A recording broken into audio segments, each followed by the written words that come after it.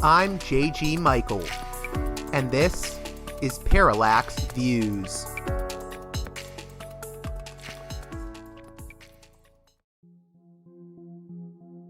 This edition of Parallax Views is brought to you by the $10 and above tier supporters of Parallax Views on Patreon.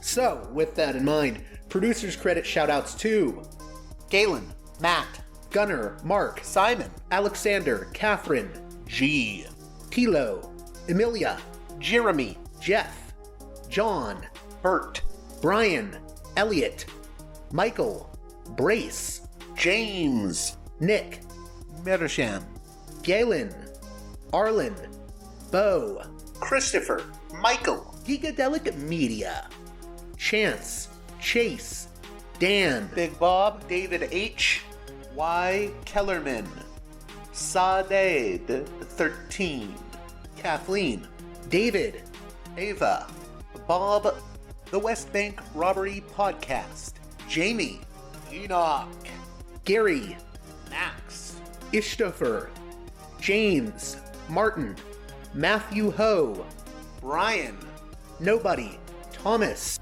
and Dano. And now on to the show.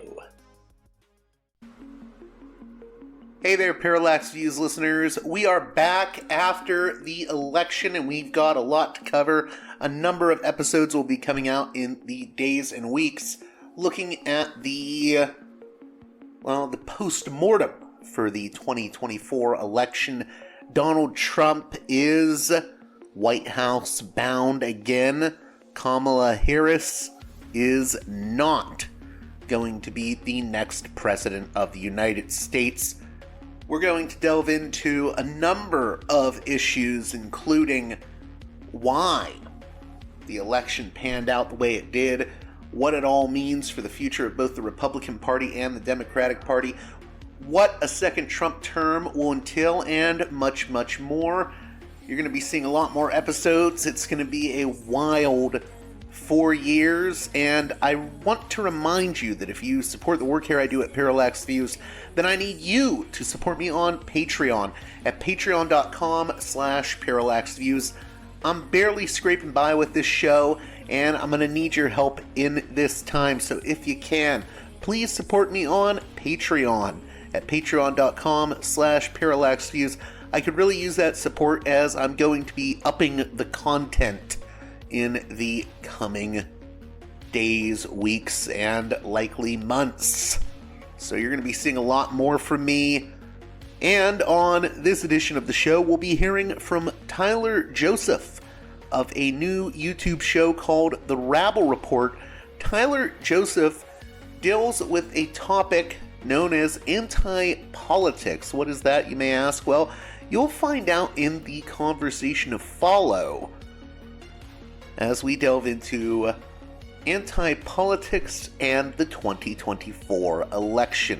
More or less, we'll be delving into the phenomena of declining trust in political institutions and how various political parties and players are trying to game that in their favor. So with that being said, let's get right to it with Tyler Joseph.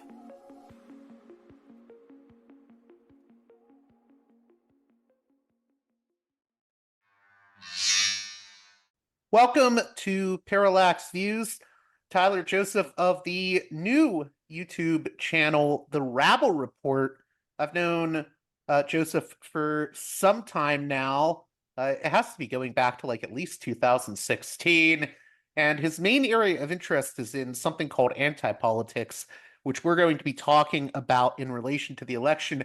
But maybe first you can introduce yourself and tell my listeners a little about the Rabble Report with Grant Gallagher, who has been on this show before. Well, I majored in history in college. I'm kind of an aspiring historical commentator. Might apply to law school next year. Mostly, I've been interested in anti-politics for about, I would say, 8 years. Ever since the first time Trump got elected. I was talking to a friend of mine who has dabbled in this theory for a while. coming out of the far left, actually. And I remember I was trying to write an article actually about about factions in American political parties as they currently exist in relation to the 2016 election. And I kept having trouble squaring it with what was going on, really. I had to think of like, well, what does the rise of Trump mean in terms of a faction in the Republican Party? You can't really, there wasn't a faction. And how do factions relate to the general public too? That was the other question I had. I had trouble squaring this, and the only way it could really make sense to me was to think of it in terms of what he was talking about, anti-politics and social bases. Well, let's at least define some terms first before we go any deeper on that. What do you mean, or others that have used the term anti-politics mean by that term? Like, what does anti-politics mean? I know it's probably a bit of an amorphous term in some ways, but It can be. There is now a Wikipedia page on it. I think the Wikipedia page is very much about well, it's anti-politics with a dash. I don't really use it with that, but I think it gives you a broader sense of, okay, this is a mood of general distrust that the public has in regards to politics at large. I think the article tries to frame it almost in a right populist sense, not entirely, but there's that, or trying to get like a political science handle on it. I think it's broader than that, really, though. I think when it comes, I do think anti-politics is about a sort of rising general distrust or disaffection within the public towards political institutions and politics at large. But it actually goes back to it goes back to the 1960s. This rise, I think, actually, I think it goes. I think it's actually an intrinsic part of capitalist civil society, a sort of contradiction between politics and society. But this rise that we've seen, it really comes out of the 1960s, the decline of the social base, the traditional social bases of the left and right, and the rise of political figures that take advantage of this public mood actually does tend to run the ideological spectrum. so if we can, when you say distrust of political institutions, you mean? I mean, this goes far beyond politicians. We're also talking like news outlets. Mhm. News outlets, increasingly state bureaucracies as they get more politicized. Potentially education academia as that gets more politicized. I think these are both more recent, actually, as we've seen. I think you could look at like the trust in the trust in news media really start to collapse starting around 2000s. Academia is much more recent. State bureaucracies, that's more uneven, but we've seen that in the last 10 years for sure. Uh, I think there's an interesting term that Marx had in the 18th Brumaire, actually, where he talks about the ideological classes. That I think it has to be somewhat related to this, really. I think for him it involved lawyers, priests, all sorts of, I guess, all sorts of like professions and that were related to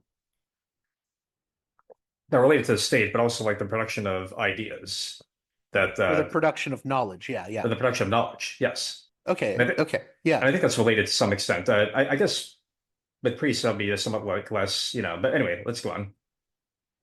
Well, then, so what are some examples? Like, can you give some concrete examples of?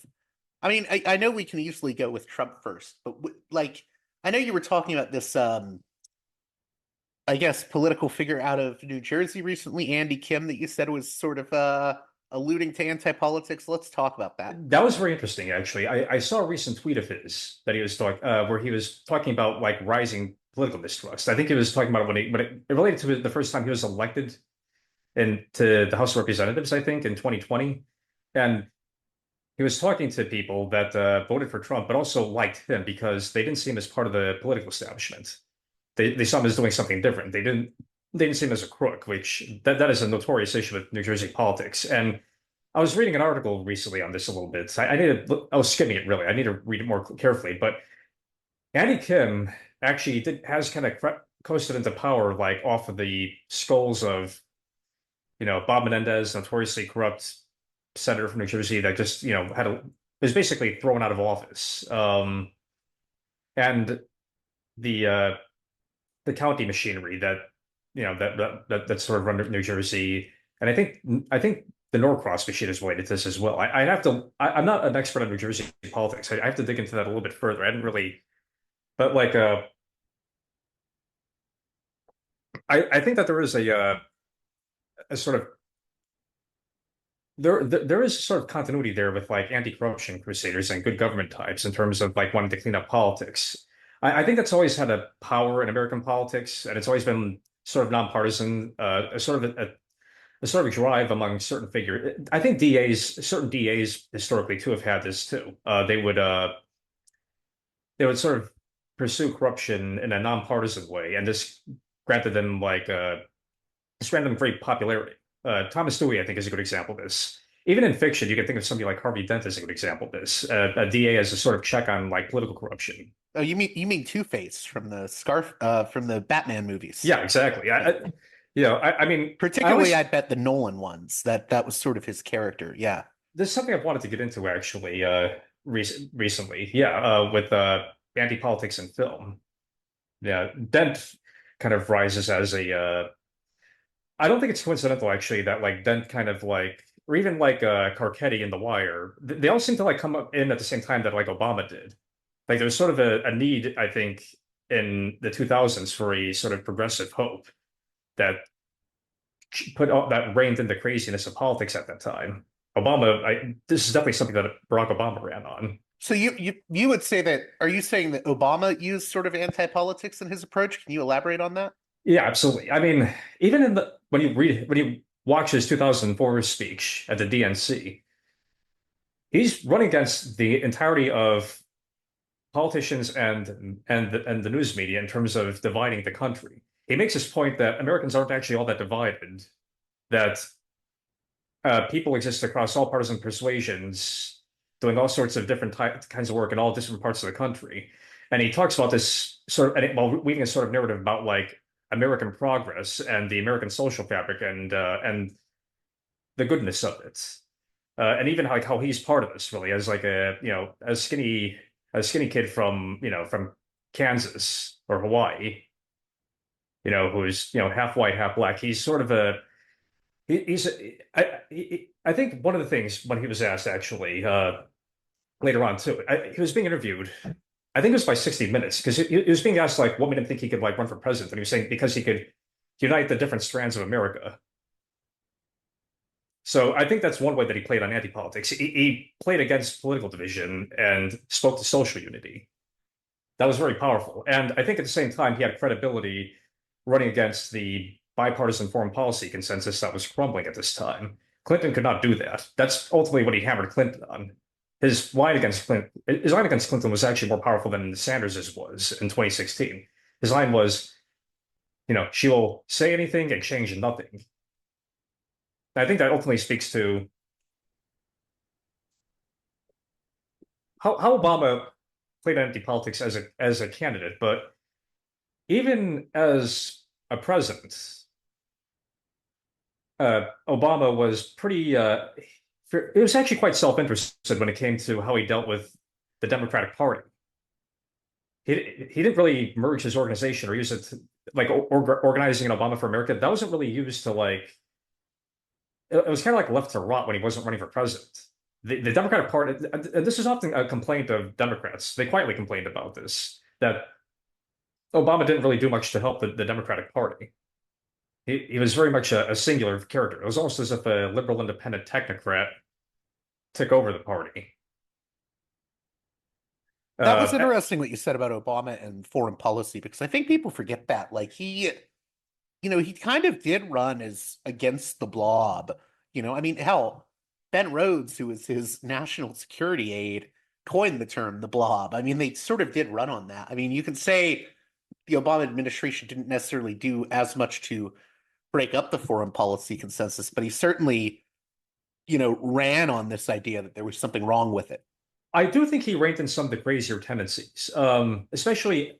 Well, I mean, I guess people can point to Libya, but I think Libya was sort of his equivalent to Trump's Venezuelan way, where he kind of realized, oh wait, I can't listen to these people. I got to like haul it in a little bit. But actually, yeah, what I found a really interesting article from 2016 in the Washington Post. I have to look. I got to find that again, but it was talking about how the Pentagon was actually glad he was gone because he had trouble. I think his generals like openly defied him when it came to Syria. I think he was trying to like rein in some American actions in Syria that the Pentagon basically defied him on. Trump had the same problem, more so than Obama did, but still.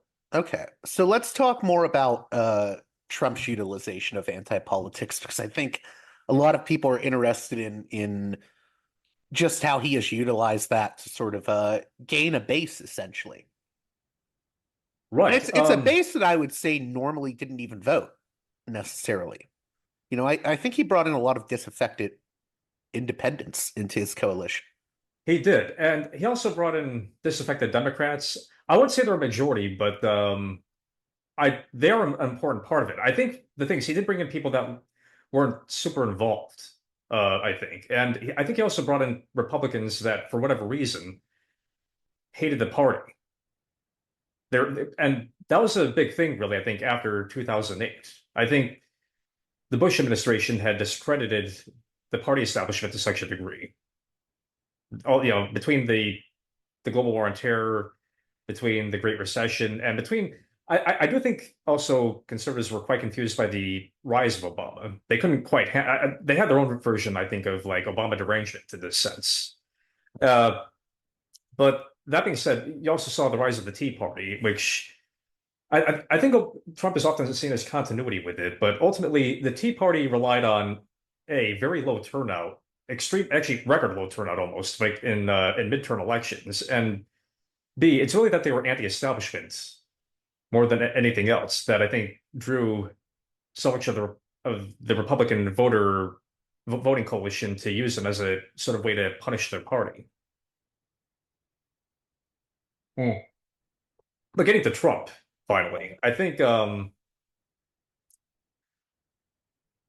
think obviously we saw what happened with immigration. That was sort of the first time, that was his first sort of like a way to sort of pincer the far right, really, and confuse it. He would make these wacky and outrageous statements.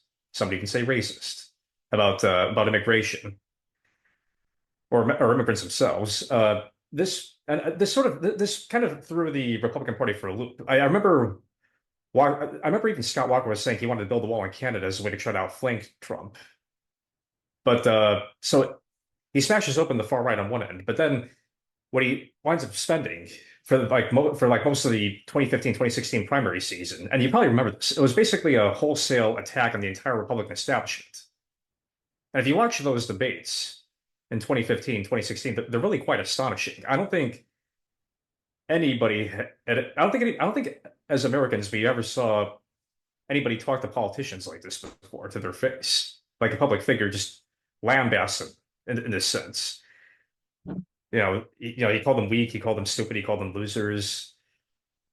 I think, and the interesting part is, I think across the spectrum, like people got a kick out of this, really, or people that even like weren't like tuned into politics. I think that the whole thing was people seen as definitely quite got a entertaining. kick out of it. I Yeah, remember, when he was saying like, "Oh, you're just low energy, Jeb." Like even I thought that was hysterical. I mean, I took great joy in seeing him wreck the entirety of the Republican Party nominees in 2016. I think a lot of people, it was sort of like a circus sideshow.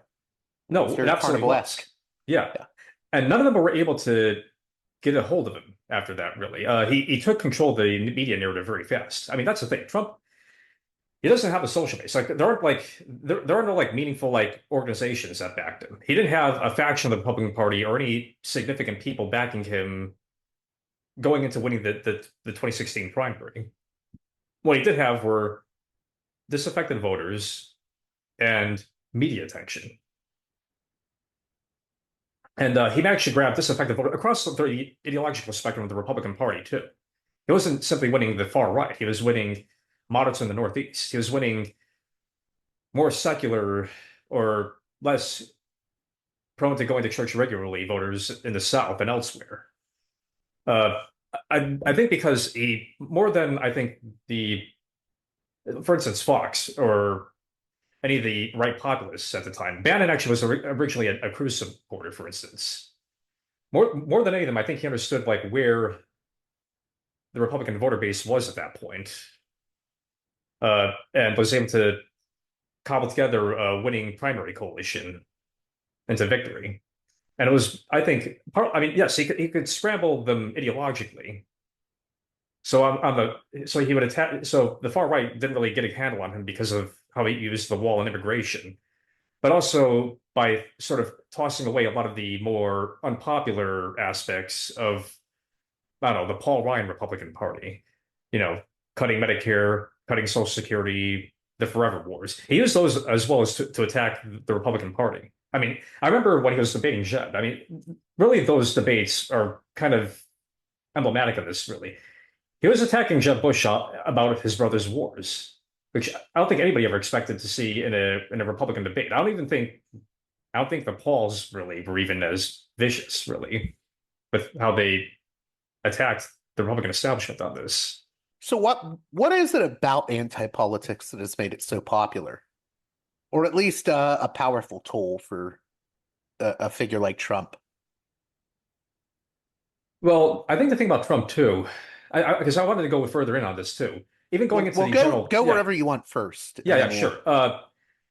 Even going into the general election, I mean, I tend to think Hillary Clinton could have beaten a normal Republican for all of her baggage, simply because she knew the last 25 years of Republican attacks. She knew how to deflect those. She had a playbook. Uh, I don't think she expected somebody like Trump, though. Like, and the thing about Trump is that, like, by and large, I mean, it's not that like Trump did not run on any like right ideological dross. It's more that the way he attacked Clinton was really as, you know, she's a corrupt establishment figure that has been in, you know, that has been doing this for 25 years and is, you know, and has changed nothing and has poor judgment.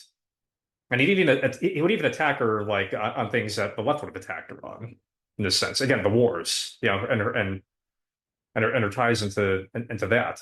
So I think this sort of I think that, but getting back to your question though, why what is about anti-politics that makes it such a useful tool? I think it's because, well, I mean, I guess, well, it is the general public mood now. I think when you look at public trust in politicians and public trust in government, when you look at all these measures that have been surveyed over the last, you know, 40, 50, 60 years, you see a drastic decline ever since the 1960s, really. Almost like a general malaise when it comes to politics. Yeah. Right. Actually, getting back to that even too, like something I find interesting is, for instance, Jimmy Carter. That's the guy who first used the term malaise when it came to the general public mood. The interesting part, though, I've been looking for the survey for months now. I don't know where I can find it, but uh, in 1976, most Americans still believed that most politicians were honest and trustworthy. That was in 76. And the 1970s, and I think you're well familiar with this too, that was considered an era of mistrust. But we don't really talk about the current era as an era of mistrust. And it's much more dramatically so than the 70s, even. Because actually, Carter was a good example of somebody that like ran an anti-politics in an early phase of it. Because he spoke that public mood of, you know, okay, Watergate happened, Vietnam happened, all these, you know, the Church Commission happened, and that upturned all these creepy crawlies that you know, that the CIA and everybody else is getting up to. But I won't lie to you. I will run honest government. You know, and he did enact sunshine laws, and actually he did sort of govern in an outsider way. He he struggled with dealing with Congress. His White House was mainly run by people he knew in Atlanta.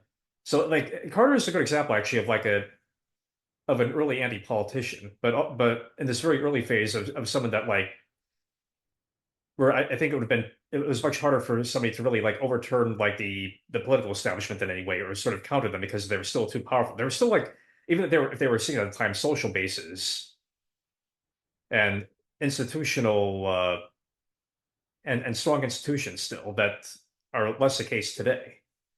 But anyway, getting back to what I was saying on like why it's a popular, I think that is a general mood. I think the question is really unpacking why that's happened. Like, why has trust declined even further since the 70s, even, right? I see, yeah. So then, how do you think anti-politics made this comeback? Or do you think it even made a comeback? Do you think it was always with us even through the Biden years? Well, I guess the thing is, why did Biden get elected? Uh, Biden got elected. I think it's more or less because of COVID. I think COVID actually brought a boost to the political establishment globally. Really, there was more. It did temporarily boost trust in government briefly, but you kind of saw like incumbents that weren't wacky in the way that Trump are, actually did see a considerable rise in their political fortunes. I mean, even somebody like Andrew, I think of Andrew Cuomo even as like an example of a sort of hinky, not particularly liked politician in New York. All of a sudden, he's considered. He was more of a political celebrity than Biden was in 2020 when you think about it. Really, a lot of Democrats wish they nominated him. I mean, we all know where his political fortunes fell, afterwards. I think what happened is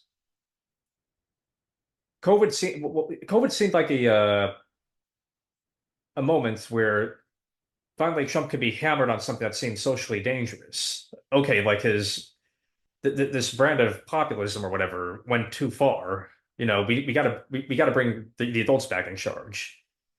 I think the problem is COVID measures kept dragging out. It didn't, and especially with the rise of the Delta variant and how that sort of complicated the vaccine regimen that was coming in, and the extension of these measures just being dragged out forever. Because COVID, the public, I think, gave the political class rope on COVID to deal with it, but it wasn't supposed to be some sort of perpetual interruption of society. And they couldn't, and I think what happened is that it became obvious that the political class did not have a grip on it, and you had these measures that kept out that looked increasingly arbitrary and increasingly reactive. So I think that became a problem, and I think Afghanistan also became a problem for Biden specifically because here the administration had sold this line that actually the client state would continue after they left, and it winds up spectacularly collapsing when they hadn't even completed the withdrawal. And I think that late summer 2021, I think it sort of ripped the illusions out when it came to the Biden administration. It became clear that actually the adults aren't really in charge. It doesn't really seem like they actually can govern competently. It ripped out, I think it ripped out the whole. There's a way to put this. I think it ripped out the entire reason for putting Biden in charge. What do you mean by that? The adults putting the adults back in charge, basically. That was really the reason why he got elected. I don't think Biden would have gotten elected for any if COVID did not happen. If he did, he would have had to actually campaign, which he barely did in 2020. That would have exposed his weaknesses at that point, because even in 2019, 2020, it was very obvious that Biden was aging to an extent that he couldn't campaign properly. Uh, and also, the economy was actually pretty good going into 2020. Unless that changed or something else happened, Trump was probably going to be reelected. So I think actually, yeah, I think ever since the entropy that the politics on COVID underwent in 2021, I think actually public trust in politics has only eroded from where it was in 2019. I think You from what think I've seen COVID from maybe people, put a hold on things for a brief period, sort of, or probably about a year. I think it gave them okay. year and a half. Uh, but but I also think beyond that, I think it's actually I think it's harmed public health, medical, and scientific institutions. I think they look politicized now, and I think it has made. When you say look politicized, do you mean like they actually are politicized or that they're perceived as politicized by people? I would argue that they are politicized more, and probably were before this, but I think that they are perceived as politicized because I think that's more relevant to like why the anti-political mood, really. So yeah, sorry. No, no, no. I was just Yeah, wanting you to elaborate on that maybe and right. Well, I guess I could elaborate on like why on like to the extent to which they were politicized. I think ultimately, when you look at like, you know, I don't think the public really knows this is a thing. So I don't want to dig into the weeds of COVID too much, really. But really, pre pre COVID, public health blueprints are drastically different from what actually got enacted worldwide. Whereas not these more maximal measures that like came in from 2020 onwards, those weren't really the public health mainstream and weren't really in public health blueprints. Uh, but I don't think the public knows this, so I don't want to dig into those weeds too much. Because I think we have more ground to cover and like for the next XYZ amount of time. But okay, anyway, okay, yeah. okay. Well, where in terms of this election, what are your basic takeaways from 2024? Well, I think it can't be separated from effectively like the results of the Biden administration, really. One thing that I think that is important to note about COVID really is that even though this is ultimately why Trump lost in 2020, they couldn't run it against him again in 2024. I think it's because they know the public doesn't really have faith in like how they managed it. I mean, the Democratic Party and the anti-Trump parts of the political establishment beyond them, really, like the Cheneys. I so I think that and all the consequences of that too. For instance, inflation.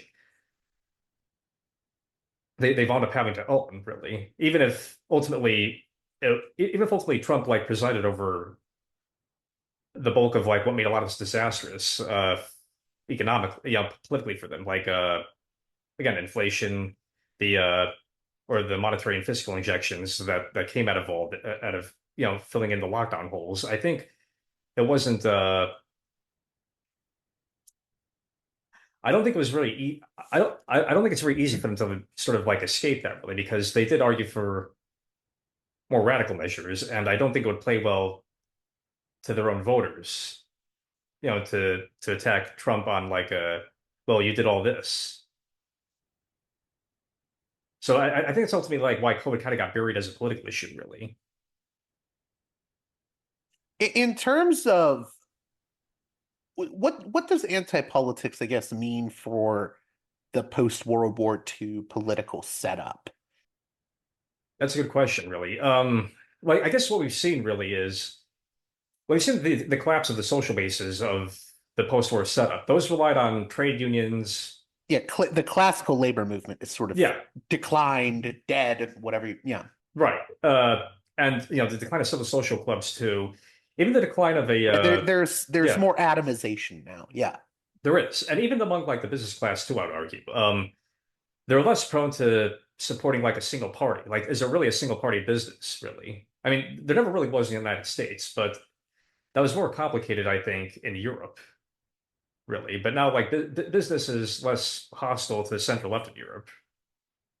Um, and of course, but yeah, you see the decline of these social bases, partly due to anti-politics, I would argue. I think part of why you don't see workers spontaneously organizing anymore since the 1970s on the same level is because I do think there are techno-economic shifts are responsible for this, but I do think that workers are more disillusioned with how trade unions related to the political setup, that they would like throw them under the bus to save their place in the political setup. We saw this in multiple places, but Australia is a good example. The Australian Accords in the 1980s were basically trade unions, giving up wage increases and a lot of their bargaining power just to keep a seat at the political table, really.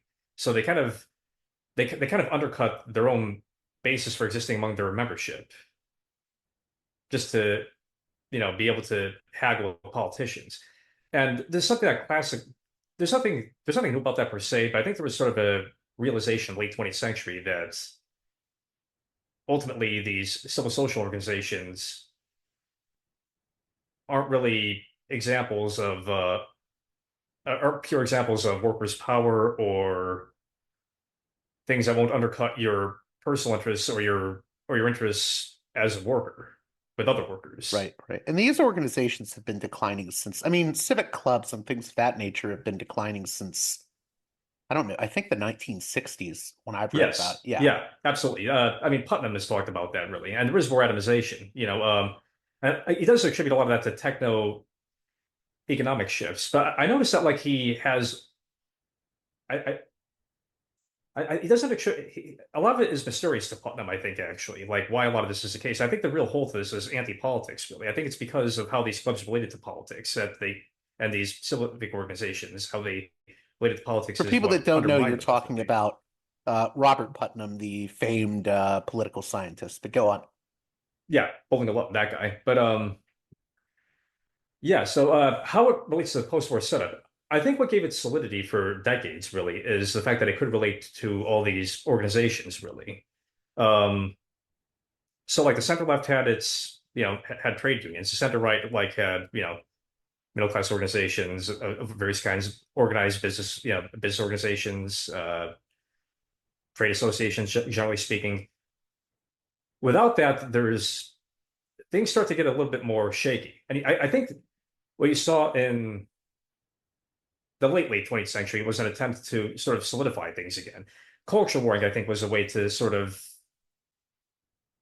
haul in your to haul in your classic voter bases as there isn't like a solid organizational reason for them to be there anymore. So you find wedge issues to like to turn people out. That Right, was a those big thing. being the culture war issues you mentioned. Yeah. Yeah, yeah. Abortion's a good example.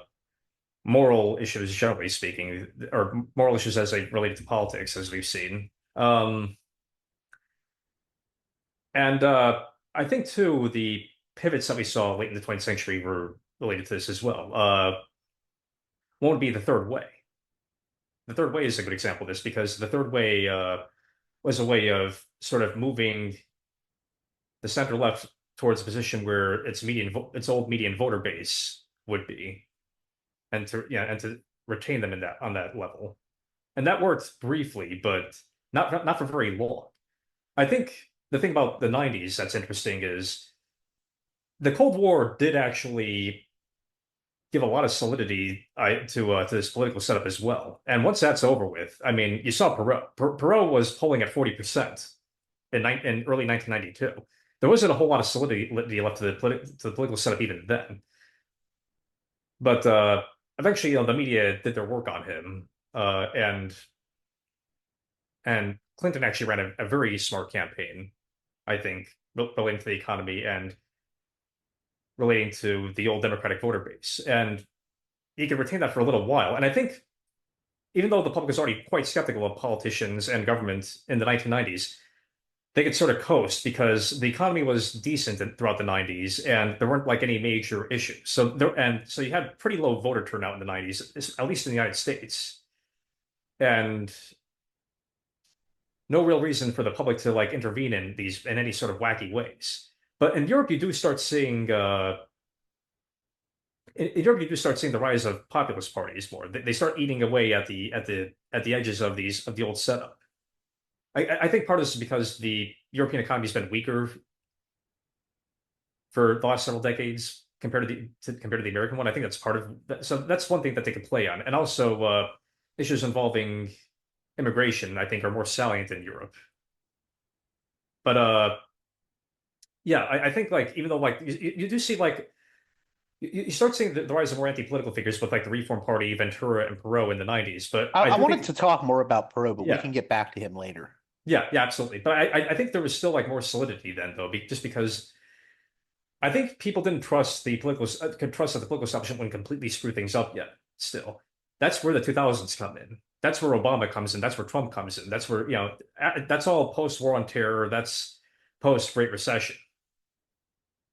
I think that that really, even though the foundations were already blown up by the early 90s, I think that the rearrangement of the blocks or the move the real like voter entropy only starts to occur at that point, really.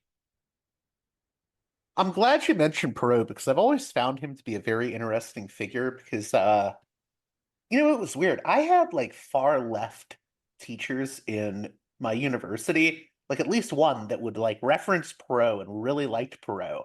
But then I also knew like Buchananites that were like big fans of Perot. He had this like weird cross-sectional appeal. And I think that Right. happens with a lot of anti-political candidates. I don't know if you saw that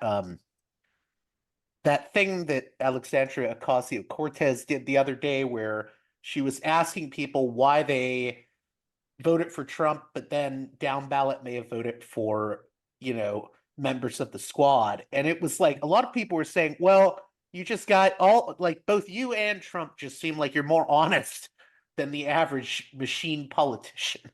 And I Right. think there's more of that in this country than people realize. Right. And it's probably especially salient in a place like New York. I don't know if it transferred nationally with somebody like Cortez, but like I do think it's a yeah, it absolutely is a sort of I mean, even in Europe, like I think that there's a big cross. There's a lot of appeal for this. I mean, I can even get to like European examples of anti-politics. But yeah, I absolutely think Perot basically ran as a centrist anti-politician in a lot of ways. In a lot of ways, it was a dry run for Trump. That this independent would come in and sort of reign in Washington because Washington. He has a great point about how Washington had become about talk rather than action, and that it became that Washington was basically just a media spectacle at that point. It's ironic because he was exploiting media to get where he did. He didn't have like a social base. He had a media soapbox that he exploited pretty well, and he understood the mood of Americans at that point. And that's why he could get as far as he did. Also, he was the only politician that could run on trade. That was a salient issue in '92. Right, with NAFTA. Yeah, yeah. Yeah, absolutely.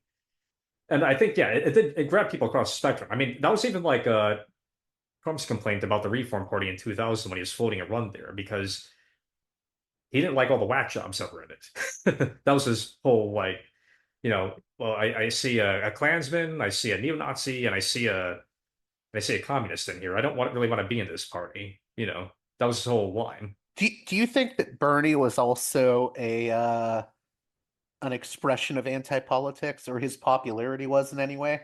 He's not really an anti-politician. I mean, he's an independent maverick progressive. Well, I I'm think not that, yeah, necessarily saying he yeah, is, but yeah, I right. wonder if the appeal of him had to do with this general distrust of politicians. I think to an extent, but I think the extent to which that he isn't particularly disruptive in politics limited him, really. I think it's the fact that like he doesn't play on anti-politics when he talks, and he isn't a particularly disruptive figure in politics.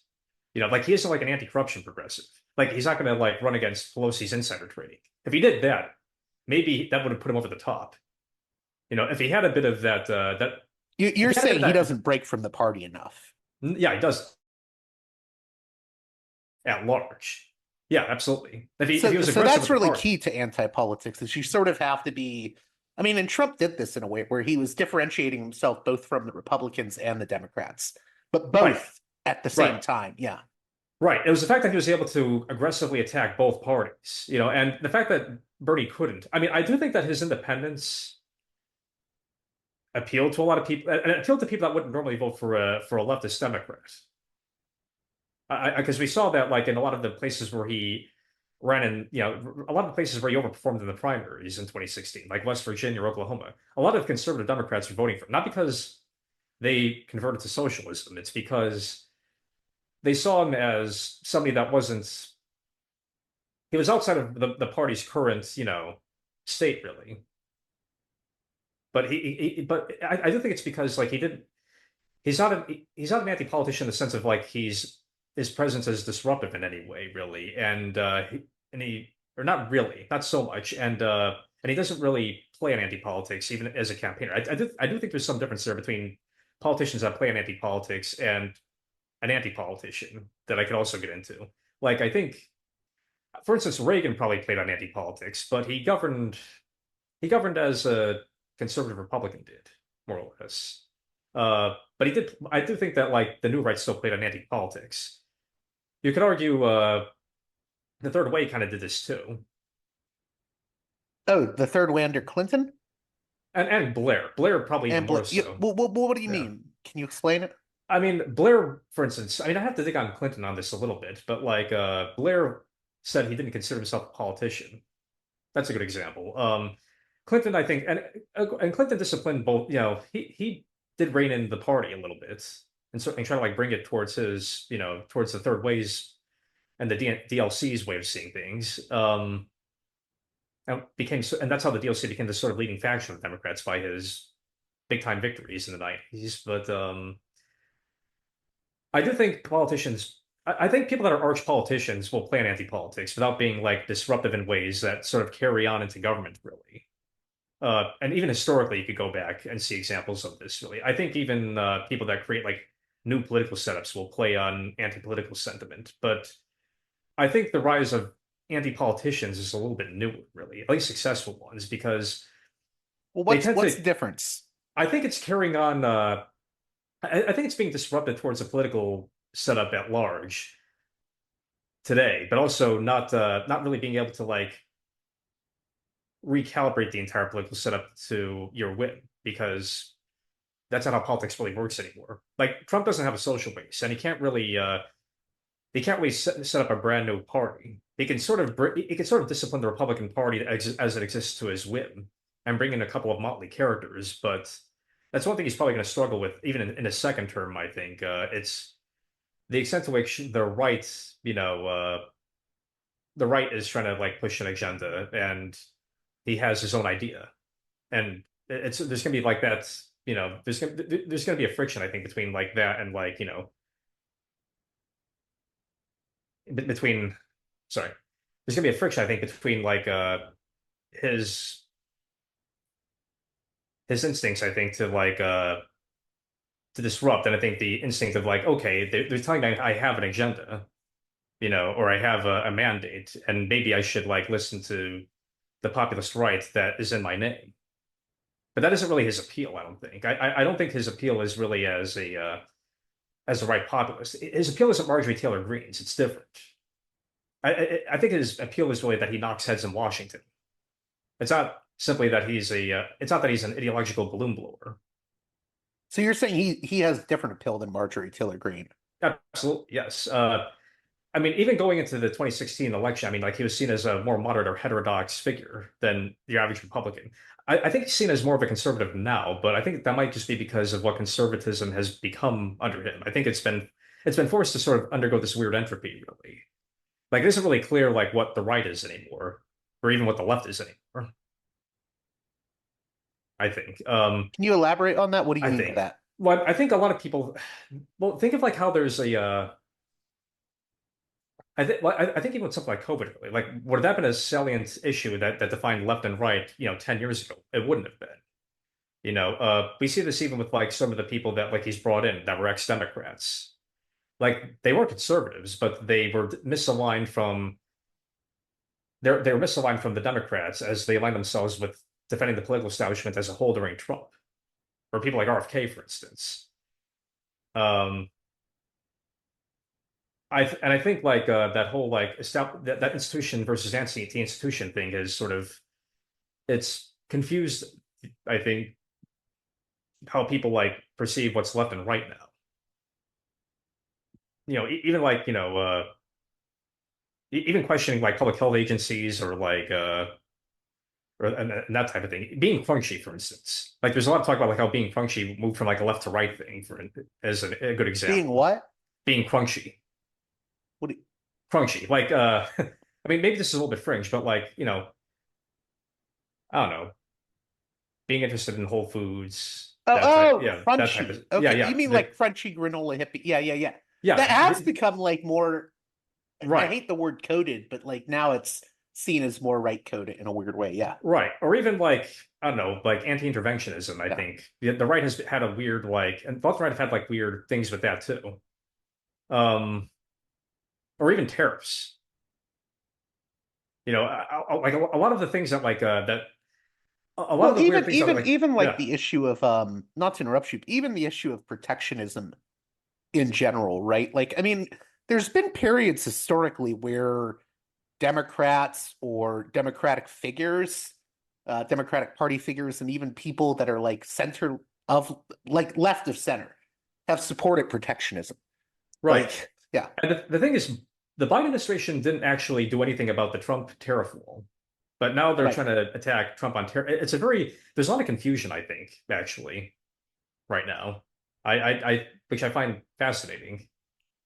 But I think it's kind of indicative of like they don't the Well, parties. you I see it think in the arguments, right, about right, why Harris lost. Because on one end, you have people saying she ran too far to the left, and then you have other people saying, well, she didn't really run as a left candidate. She sort of ran as a centrist. So, yeah, she ran on nothing, and I think the thing is they're both kind of right. I think it's hard for the Democrats to pretend that like nothing happened during the Trump years or 2020, 2021. That it's like they're trying to like make people forget that like okay, there was a sort of like weird like a moment during the first Trump administration where the Democratic Party was using a lot of radical left rhetoric to sort of assert authority or to keep its coalition intact. Probably both, I think. And I think now they're trying to make people forget that that happened all of a sudden. And I don't know if people fully buy that. So I think that there's a point there, but there was also a point that, yeah, Harris basically ran on nothing. And to an extent, that even worked early in her campaign because the whole turn the page, motto, I think was actually, I think that it did appeal to some people. I think a lot of people didn't want Biden versus Trump again. I could see why people thought that was a tired dynamic. Neither of them are particularly popular. So, turn the page. That did sound appealing for a minute, but she couldn't sell it, I don't think, ultimately. I think too, she was trying to appeal to everyone and no one at the same time, if that makes sense. Yes. Like Yeah, like one of my big issues is like going after like if there's issue there are certain political issues I care about, like going after monopoly capital. So I was a big supporter of like the Lena Khan, Jonathan Cantor, FTC, DOJ under Biden. And she was talking about doing crypto resets and whatnot. Um, Harris right. was. So like Mhm. she was going in the opposite direction of Biden on that, but then she was also saying, well, I want to take on price gouging. And it's like I didn't really know where she stood, you know? Right. Actually, I feel like Starmer in Britain recently got elected basically running on nothing too. Actually, a lot of Starmer people like wound up working on the Harris campaign. I think they're basically telling them deflect, don't run on anything, keep this very Well, we're running on a politics of joy. We're going to bring joy. right. And I mean, Obama could run on hope because he actually like was running against the political establishment. Harris couldn't do that. She was an insider. She was the vice president to the return of the establishment, basically. And it didn't, so obviously it couldn't sell. I think even the reason why Starmer worked ultimately, I think, is because the conservatives have been in government for 14 years. It's weird to run on turn the page when you're the sitting vice president. So, what do you think of all the talk that we're in the opening salvo of an insane, crazy social rightward turn in America? Because I know that you have questioned that. Yeah, no, I mean, like, well, I think like 8 of the 10 abortion referendums that were like run nationally had succeeded, right? Even in Missouri. Yeah. Well, even to be honest, it should have probably won in Florida, if not for the fact that I mean, in Florida, you have to get 60% Yeah, nor that threshold. So but it I was don't. like it Yeah, was extremely close to 60%. right. So Right, like if they lower that threshold or like water the referendum down a little bit next time, they could probably ram it through. I don't know, but yeah, I think but it like is even on interesting how, I mean, yeah, a lot of these states are going to codify abortion rights at the right, state level, while, Trump is winning at the national level. right. I mean, Trump deflected the issue. He watered it down in the Republican platform too, and I think that I guess that did work. He probably could have gone. He probably could have pushed the party further on it, but he did. So and he still got elected. So I guess people don't really see him as a. I guess he isn't really seen as an abortion extremist. I think that would. I think he would have struggled more if that was actually the case. But as far as the social right return, I mean, ultimately, I mean, this was said with 2016 too. The whole because I mean, throughout the Trump administration, like there was a big media, political intelligentsia sort of discourse about the unending reactionariness of American society. But American society was, had actually grown quite liberal at that point. Even the fact that that Trump was seen as ideologically heterodox is, I think, key to why he managed to beat Clinton. Uh, and even like recently, I mean, like I guess there will be arguments that well, America did that people did turn right on immigration and crime. I don't think people's precepts have really changed on it. I think the problem is Americans have all Americans are not anti-immigrant, but Americans do want immigration that's, that's legal, orderly, and doesn't have security concerns. And I think the Biden administration really struggled to sell that in the midst of a huge rise of of asylees coming in and taking down a lot of the Trump era restrictions. I think I think the other point is like Americans aren't actually like anti-immigrant. They're on that really, but also even on crime, I think again it's a security thing. It's not that people like want to return to. I was arguing this before. I don't think Americans want to return to the Frank Rizzo era of you know or I don't know the Richard Daley era of cops that could basically violate any sort of basic civil rights and would have no accountability. I think Americans they're mainly concerned about whether or not like criminal justice reform and police reform don't create security problems or safety issues in their day-to-day lives. And the fact that there was like that there was a homicide spike, in the early 2020s, I think, I do think that that's sort of, I do think that complicated that. But I don't think like the basic precepts have really changed for for Americans on this, really. I think but they are. I think people are stuck with like the type of the society that they're dealt with, really, ultimately. Like they might want they might want criminal justice reform. They might want less brutal policing, but they also are but they're also stuck with, the security concerns that actually exist in the world, really. And I think like that is also like again like why the border is, is such a salient issue too, ultimately. This is going to sound like an odd and out of left field question, but what do you think about a figure like Joe Rogan in the era of anti-politics? Well, it's But, interesting because I yeah, ask that real quick because I know a lot of people say he's very, very, very, very right wing, but he is. he's a Yeah, very odd figure, to be honest. I mean, he was kind of trouncing Trump when he interviewed Trump about the uh, election 2020 and whether it was stolen. I mean, he kind of, pushed back on Trump with that. And then, I mean, he's all over the place politically in weird ways. right. I mean, the thing about Rogan is that like he's actually a very good example of like even like the median American, I think, in a lot of ways. Because I mean, he was a Bernie guy, right?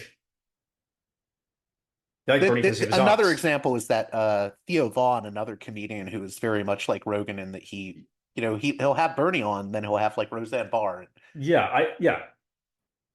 Roseanne's an interesting character actually, but like yeah, I'm trying to think though about like Rogan. I think Rogan is, I mean, again, he kind of, I think part of why he's had popularity is because he is kind of like the median voter. I mean, like the median voter is not that ideological, really. You know, and they have a lot Well, of that's progressive, like the yeah, weirdest thing about our political punditry is I think we've forgotten the golden rule about the American voter, which is like I, I think American voters tend to be quite ideologically incoherent in a right, lot of ways. right. They have a lot of inchoate wishes and attachments, and yeah, and it's probably even slightly progressive leaning in some ways too, even really, because I mean that has been the trajectory of like because America's liberalized really when you look at the last 30, 40, 50 years of social attitudes. That's impossible to dispute really. Um, Even if you might like a brief, well, like what we're seeing like here with like with like immigration, people want like less immigration now. But I don't think the precepts have really changed. Like I was saying before, the precepts have really changed on that. And like even if say like there's a lot of ambivalence now about like criminal justice reform, like again, I don't think the precepts have really changed really from like what they were like 5 years ago. I think it's just that I think a lot of progressive stuff just wound up getting in over its skis over where society had developed at that point. Because a lot of what they're a What do lot you of mean by that? Can you elaborate? well, like when we talk about the well, you actually did have politicians that like were floating, you know, was Beto O'Rourke doing this? Possibly. But like a lot of politicians were floating like police defunding or even open borders, right? Some politicians were, not most. But I think the problem is that like, is there a social base for that? Has society developed that like it can actually like pull that off sustainably? And I think the answer to that is no. It's not because society is reactionary. It's because, or the public is reactionary. It's really because of, I think it's really because of like of where social development actually is. I don't think it's because the public like really wants. It's not because the public is, it's sort of rubbing its hand at brutality towards people coming in from, from developing countries, from, countries that are practically falling apart like Haiti. It's really because of they're sort of stuck with the development that society has right now. And that's the reality that they're responding to. And I think that even gets at like why you get this sort of like incoherence in something like Rogan, really. Because I mean, yeah, Rogan is not a right winger really, but he's not a left winger either. He's sort of I think why he has I do think part of like why he has that popularity is yeah, he's sort of like an average guy compared to like the pundits that you see on TV now. And I think that's also like an interesting development too, really. You saw right-wing media sort of break off in the 90s from mainstream media. And I think mainstream media has kind of responded in kind by being sort of the maybe slightly left-leaning version of establishment defensism, really. There isn't too much questioning of look what happened with like the war on terror, for instance. They sort of gave the political establishment all the rope they needed for that. I think that actually is maybe a major factor. It's not just the rise of alternative media and the internet, though I think that is a factor. I think it's also how they handled the war on terror. They bought into all the BS around that until it wound up collapsing. I do think that was a major, major turn, I think, for establishment media. I think it gets at like the sort of entropy that we've seen with media generally. And I think like what somebody like Rogan speaks to is that like he kind of sounds like a median American, and nobody in like major establishment media now does that really, left or right or center. So, before we start wrapping up, I mean, what do you think the implications are for the future when it comes to this sort of trend of anti-politics or people just having this distrust of the institutions?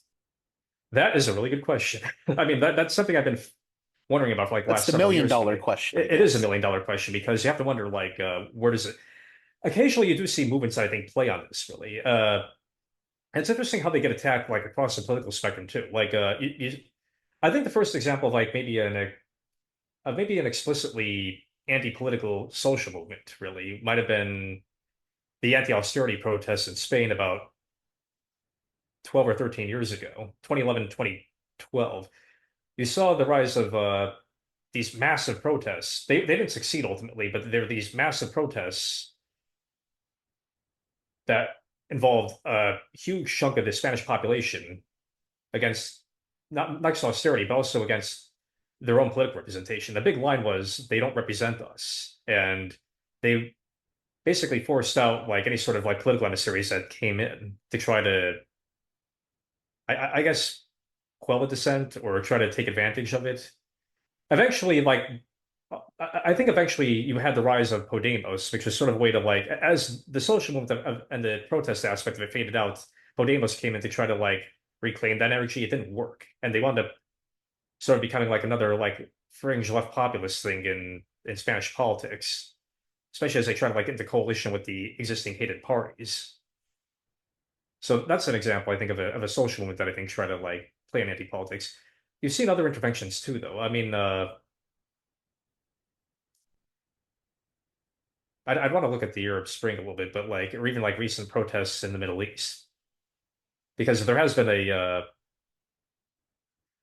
because I mean, you do get like constant like protest waves, I think, in the Middle East that like don't seem like particularly attached to like any of the factions of politics, and even a sort of even secularization of parts of the Middle East too since the Arab Spring. So that's interesting. I do think like the I do think the political honeycombing of sorts of a lot of the Arab Spring and a lot of the protest wave there has given rise to anti-politics in the Middle East, but it's also it's a little hard to like get a full grasp on it empirically. I'd have to like look deeper into that. You saw with the yellow vests in France, I think that was a good example of a protest movement that it wasn't a very it wasn't huge, but it was very disruptive. It had widespread public sympathy in France, and the entire political establishment couldn't get a grip on it. But it managed to actually win a lot of concessions against Emmanuel Macron. Like he was pushing like for some big gas tax. I think that got rescinded pretty fast. Whereas the later labor protests in France, they were that happened last year, right? Against the pension reforms, those were basically ignored. Those were I think it's because it was very predictable that like the labor unions, which don't really have a large social base in France anymore, they only make up 10% of the French workforce at this point. It was very predictable that they would burn stuff and and make a big spectacle because that's sort of that's sort of the civil social norm, or that's sort of the norm of like French civil social protest really now. But I think the thing about the Yellow Vests is that they weren't aligned to anybody in politics, and that wasn't the point. Marine Le Pen wanted to take advantage of it, and she wound up running out of the protests in horror when they were chanting "death to capitalism." You know, but at the same time, they were the Yellow Vests were attacked by parts of the left as being far right. And I think that sort of gets at like that gets at like how even like all the factions of politics will react if anti-politics emerges in a social movement more and more. I think they're going to have trouble. They're going to try to. There's going to be a combination of trying to criticize it and trying to like game it out for themselves. Really, I think the question for a social movement like that is, the further they want to continue with it, the more they're going to have to stay away from the existing factions of politics, and the more they're going to have to exclude them, and the more they're going to have to press against them. And I think that actually did work in the Yellow Vest favor, even if like, I mean, it wasn't a social revolution, but it was but they did get most of what they were bargaining for. That's interesting to me. Do you Late, think there's limits to what anti-politics can actually achieve? it's a good question, really. I mean, I mean, I guess I have a dimmer view. I don't know. I think what you're describing is more descriptive. You're not saying, well, this is good or bad. You're just saying this is sort of the trend. But right. it just feels like the era of anti-politics that you're describing is sort of an era that's going to be marked by a lot of to me, anti-politics is almost like a politics of spectacle, or it feels like that in a lot of ways. Right. I mean, I think a lot of I think a lot of politicians are trying to game anti-politics, or they have anti-politicians coming in as sort of like entrepreneuring on it, because again, you have Trump, you have on a rightish end of it. You have something like Podemos on a leftish end of it. You have something like Beppe Grillo in Italy as a centrist example of it, or Perot as a centrist example of it. Uh, and I do think that like that to me is not the same thing as like it's not the same thing as a social movement to me, really. It's not the same thing as society taking charge of things, really. I think that's really like I think as far as where anti-politics could go, it's really Do you think as a social movement there's a certain emancipatory potential for it, or it would have to become a social movement, really. okay? I do think I do think it has an emancipatory potential if if it develops into a social movement or into social movements, it can push things forward. I think it's probably the only way forward, I think, actually, for society in terms of taking the reins of things, really. I think right now it's more a part of a sort of secular real movement, really. We're not seeing like massive protests in the United States or even generally speaking the West usually. Something will happen occasionally, but it'll dissipate or it'll actually be it'll be part of the political setup, really, or it's aiming to be part of the political setup. I think I feel like what you're saying is that it hasn't coalesced into like a social a movement, social yes. movement yet, but Yeah, no. in a way, both parties. I mean, this is my view of the Republican and Democratic Party is probably closer to how old school Marxists think of the two parties, which is I view them as both parties of the ruling class. I don't know what people mean when they say, well, the Republicans are now the party of the working class, or the Democrats are the party. Like to me, they're just Right, ruling class parties seeking out constituents that may be working class to get votes, but they're right, ultimately at the behest of the ruling class or, competing right. factions of capital. And it sounds like they want to sort of game the parties want to game uh, anti-politics for the purpose of bringing in those constituents. I don't know how aware they are of anti-politics, really. Even like in terms of like Do you this think it's more workerist, instinctual though, maybe? not even. I mean, Okay. I think like in the sense that like I don't think Democrats really understood that that was Obama's appeal, for instance, actually. Actually, Andy Kim seems way ahead of the curve on this than the rest of them, I feel like. Maybe he could do something with that. I don't know. I want to keep my eye on him. He might be an interesting guy to watch in that sense. But I think I think that they took Obama as either identity politics, quote unquote, an example of that working, or they took it as an example of economic populism working, which is that is how he trashed Romney in 2012 ultimately. But ultimately his appeal is, as a guy who sort of like reined in the crazy tendencies of Washington and, and governed as a pretty clean technocrat who didn't get America too involved in anything crazy overseas again. That is sort of or at least not too deep involved anyway, because I mean, obviously there was Yemen, there was Syria, and there's Libya, but the U.S. was still like it was more of a surgical hard power thing. It was still fairly hands off.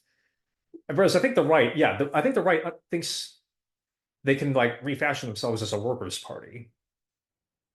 And the thing is, I don't think workers are really, they're not interested in like some sort of conservative workers' politics.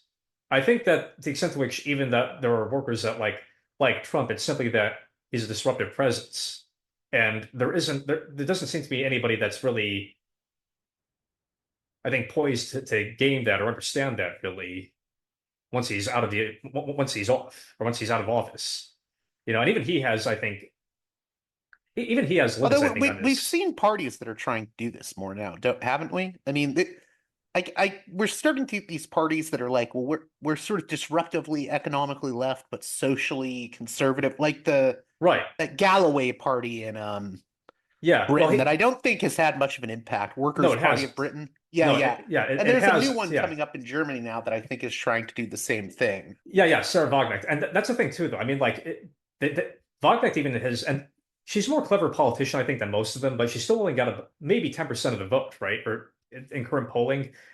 As clever, I don't think they're not playing on anti-politics. Right? I think they're just playing on the fragmentation of the system. That Right. anti-politics, is a cause of for sure. But I don't think they gamed You're out saying anti-politics though that itself. workers aren't necessarily like completely driven to these parties or these types of yeah. No, they're not. No, they might vote for them. Some of them might, and they might, and some of them might vote for Trump, just to shake things up.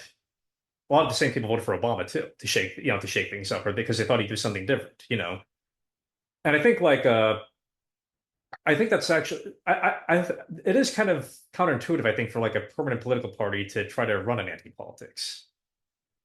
I think I think it's actually like why these politicos kind of struggle with it because it's counterintuitive to what they do. You Do know, you want to elaborate on that?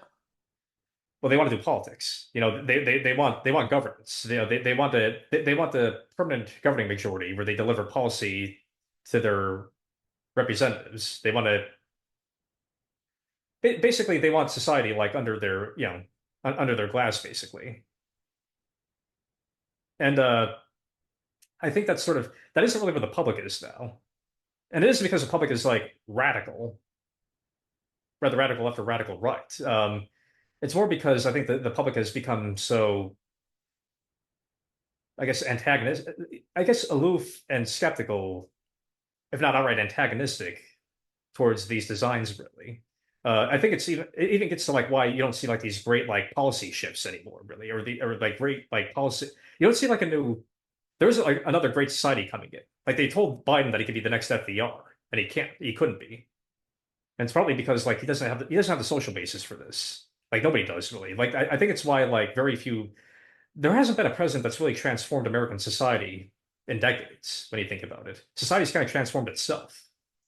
And I think that's I think to me really like society wants to transform itself like in a very active, like quick way. It has to do that on its own at this point, really.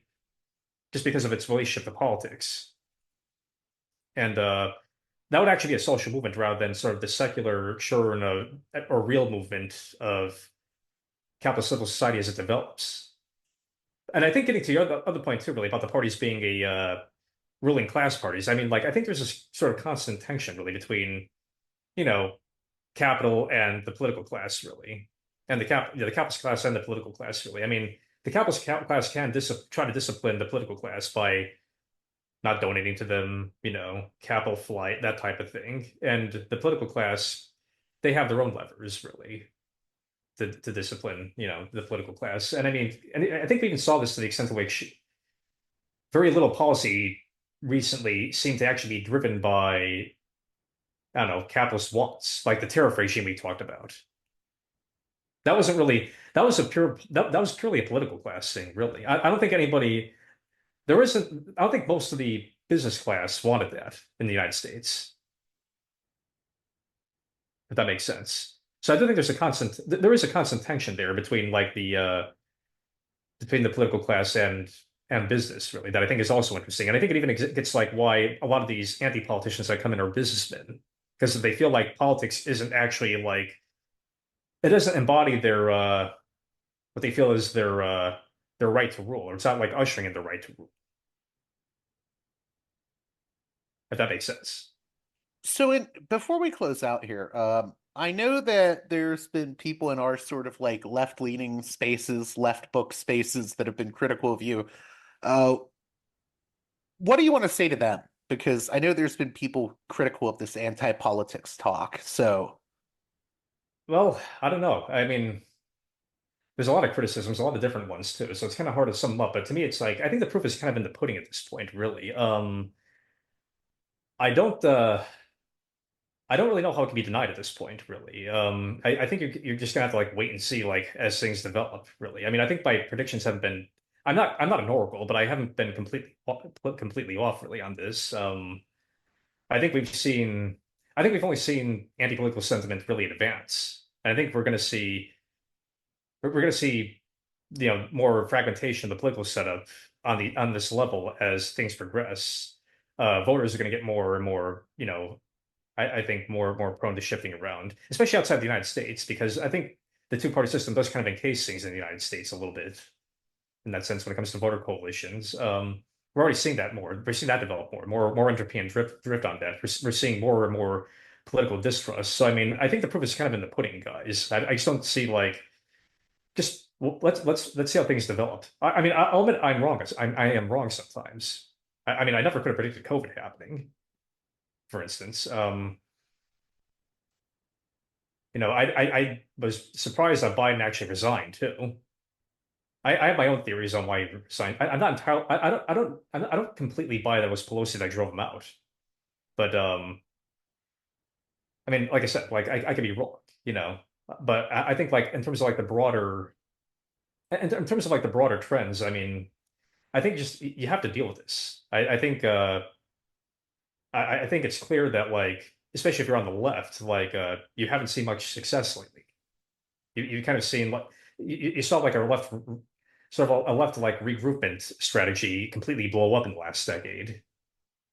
Um, but also I wouldn't fret about even like Trump too much because ultimately I think he's hemmed in by the extent to which the public loads politics, even even as it relates to the right. What do you think about some of his picks so far?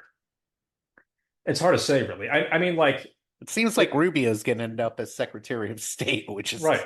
I mean that's the thing too. I mean, he appointed Bolton.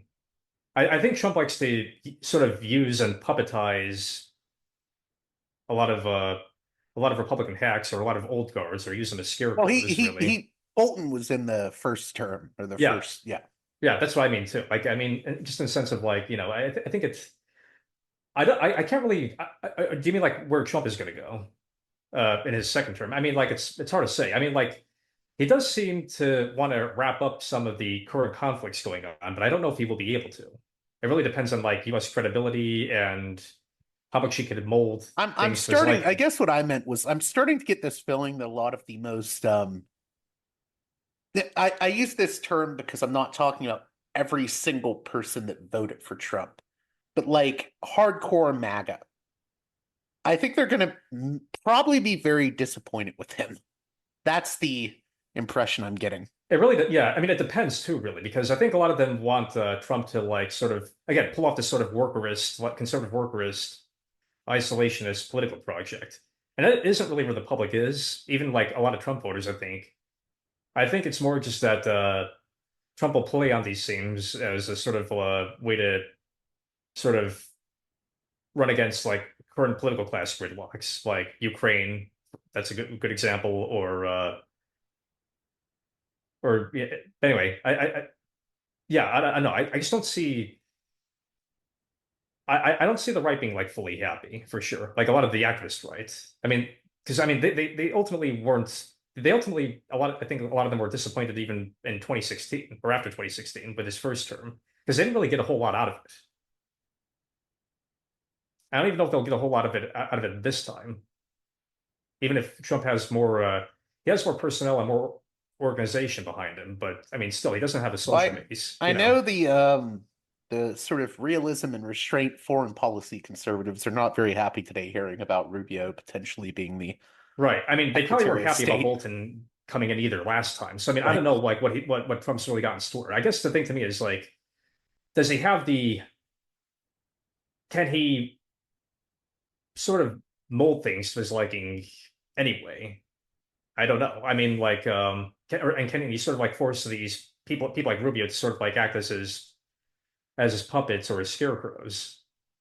I don't, I mean, he probably can, but like, given like what happened last time, because I mean, he runs through personnel like crazy anyway. I don't know if that's going to change either. Well, I But feel like he has a lot of staffers that are already. I mean, you have to wonder where all of the um, talk of his picks are coming from, and I think a lot of stuff is being leaked already. yeah, I yeah, feel like that shows that he doesn't necessarily have total control over his own I thing. don't think so either. I mean, like, I think it's probably going to resemble the first term more than people are making it out to.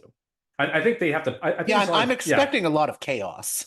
yeah, yeah, political chaos. Hopefully not social chaos, but like I guess like I guess for me really, it's just a question of like what happens after this. I don't know. I mean, like it's sort of hmm, or like do you mean hmm?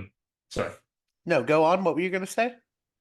Well, I mean, like what happens after this really? I mean, like even after a Trump term, like Right. depending on how successful it is or isn't, because I mean, let's say he does manage to stanch. Let's say he makes a deal with Iran and Ukraine and the economy doesn't crap the bed. it's going to be hard to paint him as the worst president ever. You said Iran? Yeah, he might. Yeah, Okay. he has hinted at it. Again, I don't know how successful any of this is going to be. You're not talking about Israel and Gaza. You said Iran. Yeah, I mean that relates to Israel and Gaza too, I think, because I think it puts both Hamas and Israel in a weird bind. They're gonna have to cool the rhetoric with Iran, and I think Hamas, without like, I'm gonna guess they're not gonna get as much money from Iran, and Hamas is already pretty. They're in dire straits anyway, so that raises a lot of questions. But I think if he could cool off the geopolitical situation and the economy is not terrible by the time he gets out of office, I do wonder where the Democrats are going to be at that point. And I also wonder, and I mean, I wonder. Well, do you wonder who's going to take over for Trump after this term? Probably Vance. I mean, Vance, I think, is probably going to try to paint himself as the, but I mean, it depends on like how Vance reacts. Yeah, but do you see Vance necessarily being successful with that? I mean, it's hard. I think it's hard. Even if Trump like had a term like I said, like he snatches up the foreign policy, the foreign situation, the geopolitical situation, and the economy is okay by the time he gets out. I think it'd be hard, and especially if they have the Democrats nominate somebody with a pulse. Like say it's something like Andy Kim that does play in like anti-politics or an anti-corruption, that type of thing. I think Vance would have a hard time against that. Because I think Vance actually does buy more into this idea of like a reconstructed right. Not entirely, but I think it's there. One more thing. So with the anti-corruption stuff, I mean, how far can anti-corruption politics go when I feel like any type of anti-corruption politics is now going to come up against accusations that it's not actually anti-corruption, it's just politically motivated actions to take down the other party. Yeah, I think that's where you have to be nonpartisan about it. I do think there's sort of an eternal appeal to that, really. I mean, like, I think that's even like why it didn't land when Trump was pursued to the extent he was, really, because I think I think that that's even a lot of why, like, and this is actually getting to your point earlier about like what I say to people, like, think of how Trump is immune to scandal. Nobody else in politics would have gotten away with all this, really, and I think it's because he's so radically disruptive that people will forgive him for anything else, really. His people will, like, because his voters, I think, are as long as he's disruptive, they can forgive the rest. They're willing to put up with a lot of baggage from him, really. I think it would have to be a nonpartisan like pursuit of corruption, really. And I think it would, yeah, I think that's mainly how, and I think it would have to look like you're not just protecting the political state, but you're doing it too, possibly, because I think that's even like, I feel like we see this even in Brazil lately, really, where like you have a political state that seems to be, or a sort of judicial authoritarianism where it seems to be pursuing, it seems to be acting like there's this weird like check on like both parties, but in this very like aggrandizing way, really, and willing to like ally with a person, with like Lula, for instance. Like Lula is now basically allied with like the judiciary against Bolsonaro and his allies, for instance. Right. And I think like, yeah, that's an issue. What do you think happens if the Trump administration doesn't go the way that maybe MSNBC or like John Kerry or Democrats have been talking about?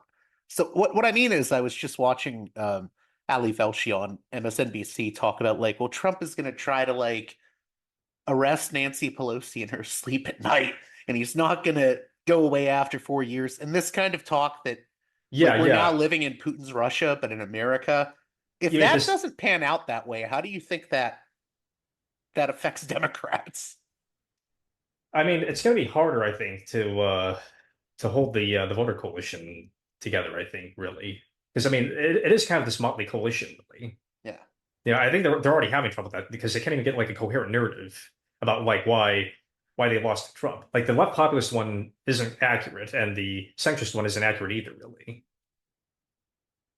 Like neither of them, and neither of them like really could like nail it down. And I think like anti-politics is just what cuts the Gordian knot on this. Like, he ran against the political setup. Uh, then the political setup has a comeback in 2020. Then it fails. Then he comes back on that. It seems pretty simple to me, really. How can my listeners listen to the Rabble Report? It's on YouTube. We have an episode coming up later this week too. Okay, so how many episodes are you in? And maybe you tell my listeners a little bit more about it, and then we'll wrap on that. Well, we have 2 episodes. This is going to be our third episode later this week. I think it's coming in Thursday, hopefully. It's basically covering the rise of anti-politics. We're going to cover everything that's happened like the last 30 years with the rise of anti-politics, but we also want to cover how anti-politics factors into politics in the 20th century as well, and even the 19th century. We'll cover theory on it. We'll cover the whole gamut, really, of on the rise of anti-politics, really, and like I think like even like why it's important, really, and yeah, I guess it's my elevator pitch, really. I mean, if we're going to cover Trump, we're going to cover the current administration, and we'll also cover like international events and like how they're panning out lately as well. And it's at Rabble, RABBLE report on YouTube. Yep. If you click videos, you'll see the current ones we have up now. Okay, subscribe to it, folks. Thanks again. Thank you. Well, that does it for this edition of Parallax Views. As always, if you can, please consider supporting me on Patreon at patreon.com/parallaxviews. I'm trying to do a bit of a drive to get more subscribers. I need to do more on the Patreon. I realize I release most of my content for free because I want to get the information out there. But we do have the Parallax Vlog Show, which to me is the big selling point of the Patreon. I mean, that's often a 3-hour episode. You get a 3-hour bonus episode just for a measly $5. And of course, there's the producer's credits. I am having some issues being notified about new subscribers to the producer's credits tier. I have to fix that. But I'm going to be adding more names to the producer's credits that you hear at the beginning of the show. And, you know, I really could use that support right now. It's going to be a busy 4 years. So, with that in mind, please consider supporting me on Patreon at patreon.com/parallaxviews. And with that being said, until next time, you've been listening to Parallax Views with Parallax Views to Parallax Views with Parallax Views. The way out is not simply to say don't do it, just to prohibit. It's nothing else. If we don't do it, others will be doing it like crazy. So, you know, we have to confront the problem. But no, basically, I know of the great anxieties, problems, new forms of control, but it's also new forms of freedom. This is why I always emphasize that internet and all this new digital stuff, it's a very ambiguous phenomenon, but it's the field of struggle. New forms of enslavement, but at the same time, new incredible forms of freedom. We have to accept the fight with no nostalgia for old, allegedly more authentic communities or whatever. I'm not afraid. I'm not afraid. I'm not afraid. I'm not afraid.